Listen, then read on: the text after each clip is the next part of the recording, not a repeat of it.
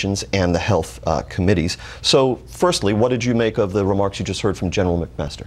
Well, you were right to point out that there's not a single advisor around the president that advised him to decertify the Iran deal. The fact of the matter is, Iran is complying with the agreement. The White House is required to tell Congress if they are not, and they have submitted absolutely no submissions. There is no chance that the deal is going to be renegotiated. The Iranians will not renegotiate it, and neither will the Europeans. And so if we were to pull out of this agreement, as the president is threatening, Iran would get everything they want. They would be able to restart their nuclear program because we would be in violation of the deal.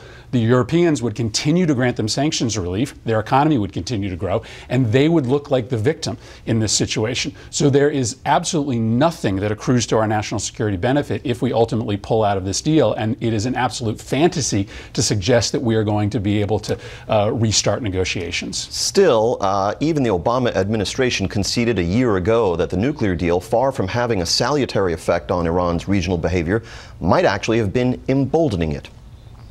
You can't rule out that, in fact, this deal has served as a cause for this more aggressive posture.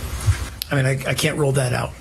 So wasn't it high time, Senator, that the nuclear deal, specifically the threat of abrogating it, be used to try to curb Iran's more aggressive regional behavior? So importantly, those of us that supported the Iran deal did so with the knowledge that we could continue to pass additional sanctions to stop their other nefarious activity in the region. And we did that. Earlier this year, Republicans and Democrats joined together to pass new sanctions against Iran's ballistic missile program.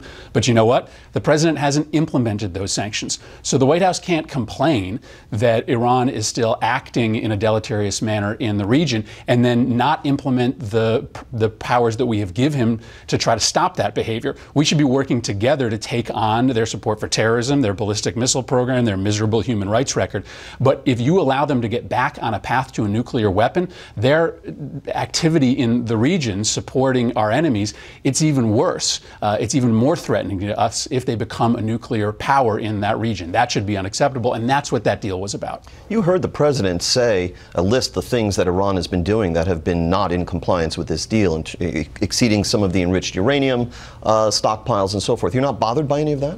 The president and his advisors have made it absolutely clear, notwithstanding the president's bizarre speech, the Iranians are in compliance with the agreement. To the extent that there have been incidences of noncompliance, they've gotten right back in compliance. Now, the president's national security advisor is right. Military sites are not automatically subject to inspection, but we have the right at any time, if we believe that there is nuclear activity happening in those sites, to request access. We have never had a problem with a request. We have never had an incident of non-compliance because of a request we've made to get into those sites. All right, let's move to